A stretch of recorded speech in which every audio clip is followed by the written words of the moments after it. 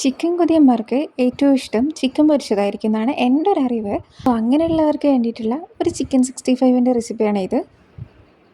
അപ്പോൾ ഈ ചിക്കൻ 65ന് വേണ്ടിയിട്ട് 1 കിലോ ചിക്കൻ നല്ലപോലെ കഴുകി വൃത്തിയാക്കി വെള്ളമൊക്കെ കളഞ്ഞെടുത്തിട്ടുണ്ട്.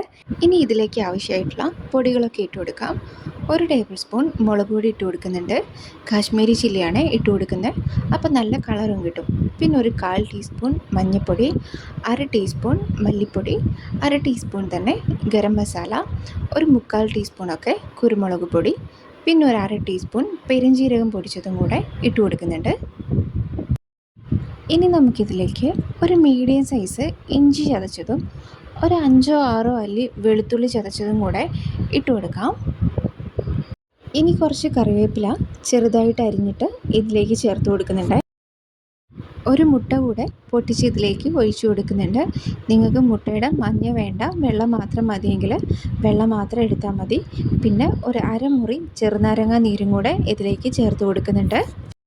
ഇനി ഇതിലേക്ക് ആവശ്യത്തിനുള്ള ഉപ്പും ഒരു 1/4 കപ്പൊക്കെ അധികം പുളിയില്ലാത്ത തൈരും കൂടെ ചേർത്ത് ഇത് നല്ലപോലെ ഒന്ന് മാരിനേറ്റ് ചെയ്തെടുക്കാം.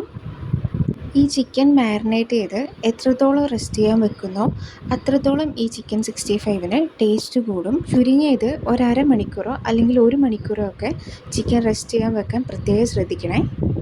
ഞാനിതൊരു 4 മണിക്കൂറൊക്കെ വെച്ചിട്ടുണ്ടാവും. ഇനി ഇതിലേക്ക് ഫ്രൈ ചെയ്യാൻ നോക്കുമ്പോൾ അരിപ്പൊടിയും കോൺഫ്ലോറും കൂടെ ഇട്ട് കൊടുക്കണം. ഞാനിപ്പോൾ ഇതിലേക്ക് 1.5 ടേബിൾ സ്പൂൺ കോൺഫ്ലോറും 1.5 ടേബിൾ സ്പൂൺ അരിപ്പൊടിയാണ് ഇട്ട് കൊടുത്തത്. ഇനി ഇത് നല്ലപോലെ മിക്സ് ചെയ്തെടുക്കാം. നമ്മൾ പത്തിരിക്കൊക്കെ എടുക്കുന്ന അരിപ്പൊടിയില്ലേ, അതെടുത്താൽ മതി. ഇനി അരിപ്പൊടി അല്ലെങ്കിൽ മൈദ എടുത്താലും മതി. അപ്പോൾ ഇതാ ചിക്കൻ ഫ്രൈ ചെയ്യാനായിട്ട് ഓയിലൊക്കെ നല്ലപോലെ ചൂടായിട്ടുണ്ട്. ഇതിപ്പോൾ സൺഫ്ലവർ ഓയിലാണ് എടുത്തത്. നിങ്ങൾക്ക് ഏത് ഓയിലാണോ വേണ്ടത് ആ ഓയിൽ ഉപയോഗിച്ച് ചിക്കൻ ഫ്രൈ ചെയ്തെടുക്കാം. പിന്നെ ഒരു കാര്യം പ്രത്യേകം ശ്രദ്ധിക്കേണ്ട എന്താണെന്ന് വെച്ചാൽ ഓയിൽ നല്ലപോലെ ചൂടായ ശേഷം മാത്രം ചിക്കൻ ഇട്ട് കൊടുത്താൽ മതി. ഇതിപ്പോൾ ഓയിലൊക്കെ നല്ലപോലെ ചൂടായിട്ടുണ്ട്. ഇനി ഇതിലേക്ക് ചിക്കൻ ഇട്ട് കൊടുക്കാം. ഒരു കാര്യം പ്രത്യേകം ശ്രദ്ധിക്കാനുണ്ട്, വേറൊന്നുമല്ല, ചിക്കൻ ഇട്ട് അപ്പം തന്നെ ഇളക്കി കൊടുക്കാൻ പാടില്ല. ഒരു 1-2 മിനിറ്റൊക്കെ വെയിറ്റ് ചെയ്യണം, ഇല്ലെങ്കിൽ ആ കോട്ടിംഗ് ഒക്കെ ഇളകിപ്പോവും. അപ്പോൾ 1-2 മിനിറ്റ് കഴിഞ്ഞതിന് ശേഷം മാത്രം ചിക്കൻ ഒന്ന് തിരിച്ചിട്ട് കൊടുക്കുക. 2 സൈഡും ഇതുപോലെ തന്നെ ചെയ്താൽ മതിയേ. ഹൈ ഫ്ലെയിമിൽ വെക്കരുത്, ലോ ഫ്ലെയിമിൽ വെച്ച് തന്നെ കുക്ക് ചെയ്യണം. ചിക്കൻ നല്ലപോലെ വെന്ത് നല്ല ക്രിസ്പി ആയിട്ട് വരണം. അപ്പോൾ മീഡിയം ഫ്ലെയിമിലിട്ട് ചിക്കൻ നല്ലപോലെ വെന്ത് ഒന്ന് ഫ്രൈ ആയിട്ട് വരുന്നവരെ നമുക്ക് വെയിറ്റ് ചെയ്യാം. പിന്നെ ഞാൻ നേരത്തെ പറഞ്ഞതുപോലെ മിനിമം 1 മണിക്കൂറെങ്കിലും മാരിനേറ്റ് ചെയ്ത് വെക്കുക.